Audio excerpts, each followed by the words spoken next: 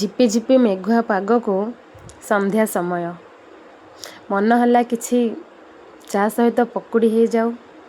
ତ ଆମେ ଦୁଇ ଜଣ ସାଙ୍ଗ ମନେ ମନେ ସ୍ଥିର କଲୁ ଚାଲ ଆଜି କିଛି ବନେଇକି ଖାଇବା। ତ ଆମେ ବନେଇଥିଲୁ, ଯେହେତୁ ସନ୍ଧ୍ୟା ସମୟ ଥିଲା, ଆମେ ବନେଇଥିଲୁ ଚା ସହିତ ପକୁଡ଼ି। ଆପଣମାନେ କିଏ କିଏ ବର୍ଷା ଦିନରେ ଚା ସହିତ ପକୁଡ଼ିର ମଜା ନେଲେଣି ପ୍ଲିଜ୍ କମେଣ୍ଟରେ ଜଣାନ୍ତୁ। ଚା ସେତେବେଳେ ପିଇବାକୁ ଭଲ ଲାଗେ ଯେତେବେଳେ ପାଖରେ ଜଣେ ଭଲ ସାଙ୍ଗଟିଏ ଥିବ। ଠିକ୍ ସେମିତି ମୋର ଅବସ୍ଥା। ମୋ ପାଖରେ ବି ଗୋଟେ ଭଲ ସାଙ୍ଗ ଅଛି, ଯେଉଁଥିରେ କି ମୁଁ କେବେ ଚା ପିଏନି, ଫିର୍ ବି ଯଦି ପାଖରେ ସାଙ୍ଗ ଅଛି ତ ଚା ପିଇବାକୁ ଭଲ ଲାଗେ।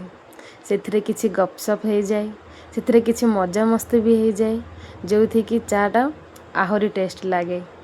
ତ ଆପଣମାନେ ବି ସବୁବେଳେ ମିଳିମିଶି ସମସ୍ତଙ୍କ ସହିତ ରୁହନ୍ତୁ। ମୋ ଭିଡ଼ିଓଟି ଯଦି ଆପଣମାନଙ୍କୁ ଭଲ ଲାଗେ ନିଶ୍ଚିନ୍ତ ଗୋଟେ ଲାଇକ୍ କରିଦେବେ ଆଉ ମୋ ଚ୍ୟାନେଲକୁ ସବସ୍କ୍ରାଇବ୍ କରିଦେବେ।